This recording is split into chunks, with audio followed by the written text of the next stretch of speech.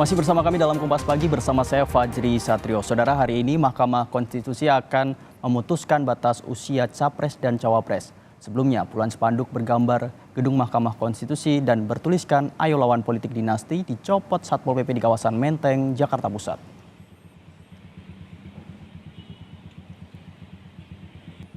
Jelang putusan Mahkamah Konstitusi terkait batas usia Capres-Cawapres, spanduk soal Mahkamah Konstitusi politik dinasti dicopot petugas Satpol PP. Penertiban ini untuk menjaga kondisi lingkungan yang kondusif, aman, damai menjelang pemilu 2024. Yang kita turunkan untuk hari ini, siang hari ini ada 20 spanduk yang kita turunkan, spanduk provokatif semua. Itu aja, Bang. Ya mudah-mudahan ini masyarakat kita dapat mengerti mana yang baik dan mana yang benar. Jangan sampai ikut hal-hal yang sifatnya provokatif yang bisa mengundang kegaduhan. Sementara itu, Komisi Pemilihan Umum KPU akan mengikuti apapun hasil dari keputusan Mahkamah Konstitusi soal batas usia peserta Pilpres. Putusan batas usia yang bakal dibacakan Hakim MK dan KPU akan mematuhi keputusan Mahkamah Konstitusi yang telah memiliki kekuatan hukum tetap, termasuk membuka peluang untuk melakukan revisi terhadap peraturan KPU. Kalau kita bicara tentang proses penyusunan atau legal drafting PKPU dari awal hingga akhir itu memang cukup lama ya. Ada FGD, focus group discussion, ada uji publik, ada rapat konsinyering, ada rapat konsultasi, ada rapat harmonisasi. Normalnya memang cukup lama, tapi kita kembali kepada penjelasan pasal 10 ayat 1 Undang-Undang Nomor 8 Tahun 2011, putusan Mahkamah Konstitusi berlaku sejak dibacakan. Informasi selengkapnya, rencana putusan gugatan batas usia Capres-Cawapres oleh Mahkamah Konstitusi. Kita bergabung dengan jurnalis Kompas TV, Masni Rahmawati, yang saat ini sudah ada di gedung MK Jakarta Pusat. Masni, sejauh ini apakah sidang putusan gugatan usia Capres-Cawapres di Mahkamah Konstitusi tetap sesuai jadwal? Dan siapa saja para penggugat dan siapa yang digugat? Iya, untuk saat ini dari informasi terakhir yaitu dari juru bicara Mahkamah Konstitusi Fajar Laksono menyebutkan bahwa untuk dari sidang putusan mengenai batas usia minimal Capres dan Cawapres memang akan dilaksanakan pada pukul 10 waktu Indonesia Barat hari ini. Dan juga dari website resmi dari Mahkamah Konstitusi pun menyebutkan bahwa di sana pun tertulis bahwa untuk dari sidang putusan juga akan dilakukan hari ini. Dan adapun dari pihak penggugat itu berasal dari partai, mahasiswa dan juga dari perseorangan.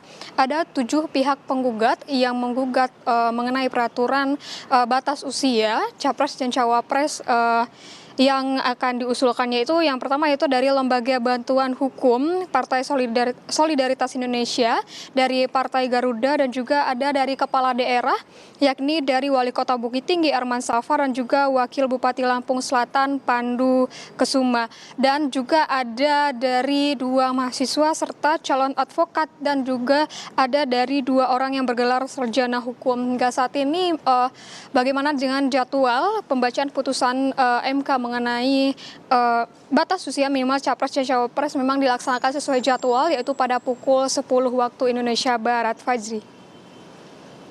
Baik, apakah hingga saat ini sudah terlihat pengunjuk rasa di sekitar gedung Mahkamah Konstitusi, Masni?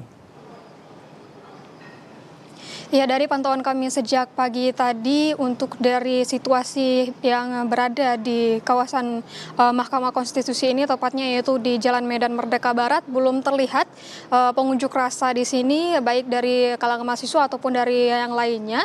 Tapi hingga saat ini memang jika nantinya akan ada pengunjuk rasa dari pihak kepolisian dan juga pihak TNI itu sudah mulai berjaga, di mana juga sudah terlihat penutupan jalan di beberapa titik, yaitu dari kawasan Patung Kuda hingga ke Medan Merdeka Barat. Memang tidak ada akses sama sekali untuk dari pengendara yang akan melewati Jalan Medan Merdeka Barat ini. Fajri. Ya, Mas, tadi beberapa petugas kepolisian dan TNI Polri sudah berjaga. Lalu apakah ada rekayasa lalu lintas kepolisian dan imbauan apa untuk pengendara jika akan melintasi di depan gedung Mahkamah Konstitusi? Iya, untuk dari rekayasa lalu lintas sendiri, dari Kabid Humas Polda Metro Jaya Kombes Pol Truno Yudo menyebutkan bahwa untuk rekayasa lalu lintas sendiri itu akan situasional, akan melihat dari kondisi di lapangan. Namun dari pagi tadi sudah terlihat penutupan jalan di dekat Patung Kuda dan juga jalan Medan Merdeka Barat, Jalan Museum yaitu tepatnya di samping Museum Nasional, Jalan Majapahit yaitu di samping Istana dan juga sekitaran Taman Padang dan juga Jalan Medan Merdeka Utara, dan juga sudah terlihat dari petugas yang berjaga di setiap titik untuk dari pengendara yang biasanya lewat di titik tersebut dan juga di jalan tersebut, dan nantinya akan diarahkan oleh para petugas dan juga personel kepolisian kemanakan nantinya dari pengendara ini bisa jalan. Tapi saat kami tadi melewati dari daerah Patung Kuda dan juga menuju ke Mahkamah Konstitusi ini, kami harus melewati dari Jalan Medan Merdeka Selatan dan juga ke Jalan Medan Merdeka Timur, dan juga sempat tadi dari pihak kepolisian akan mengarahkan jika dari pengendara ini mungkin tersesat atau mengikuti jalan seperti biasanya akan diarahkan kembali bagaimana nantinya